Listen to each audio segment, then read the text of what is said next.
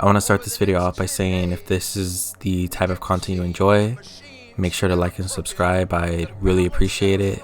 Thank you. And if we're wrong, we will be made fools of.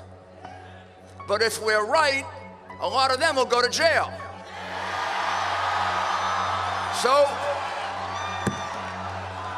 let's have trial by combat. All of us here today do not want to see our election victory stolen by emboldened radical left Democrats, which is what they're doing, and stolen by the fake news media. That's what they've done and what they're doing. We will never give up. We will never concede. It doesn't happen. You don't concede when there's theft involved. Our country has had enough.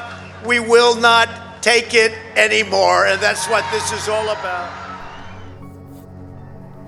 We're all aware of what happened in DC on January 6th when terrorists who were emboldened by Trump's rhetoric marched on the Capitol building while the Electoral College was being certified. I'm going to start with what happened prior to the rioters storming the building.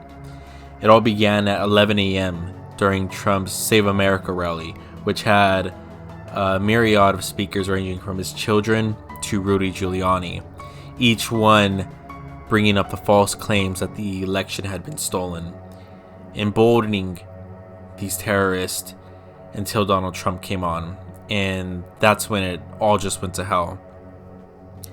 Donald Trump gave his speech at 12 p.m. and like earlier in the video, you heard some of it. After his speech, the protesters marched on to the Capitol. From the White House to the Capitol building, it's about a 1.5 mile walk. They would have gotten there around 12:50 p.m. At 1:10, things quickly started to escalate, and rioters began getting physical with the police. The police quickly became overwhelmed and essentially just bent the knee to these rioters and let them into the Capitol building, at which point Capitol Police gave an evacuation order, quickly evacuating members of Congress and the Senate to wherever was safe. They were within minutes of falling victim to these rioters. These rioters, they had flex cuffs.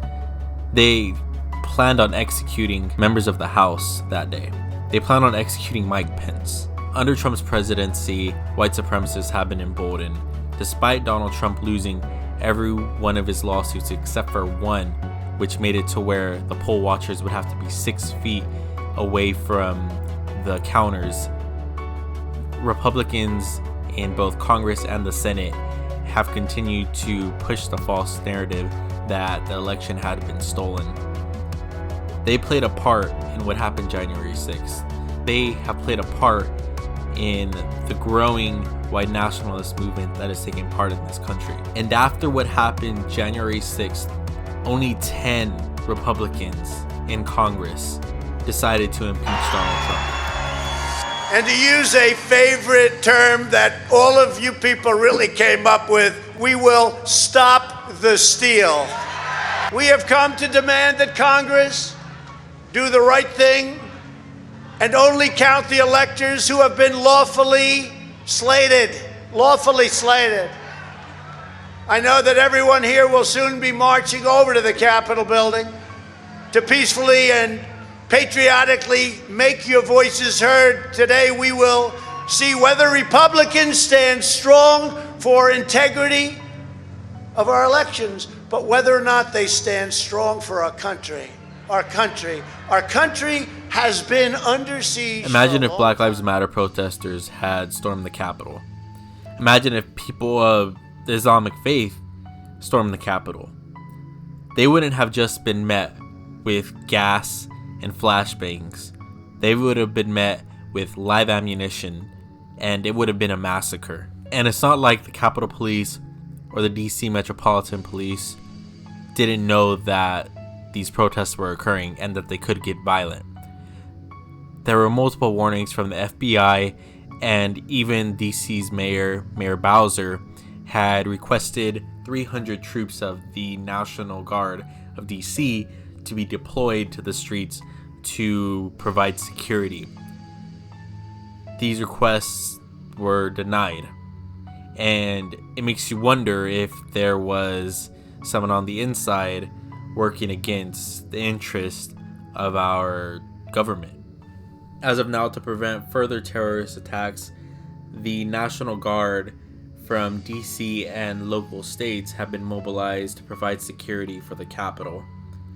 There are 25,000 members of the National Guard currently deployed in DC. There are FBI agents, Secret Service agents, and the DC Metropolitan Police, along with volunteer police officers from surrounding cities and states that are all there to provide security to make sure the inauguration goes smoothly. I want to say thank you. If you enjoyed the video, make sure to like and subscribe. I'm going to be posting videos like this every day or every other day. Thank you and have a good one.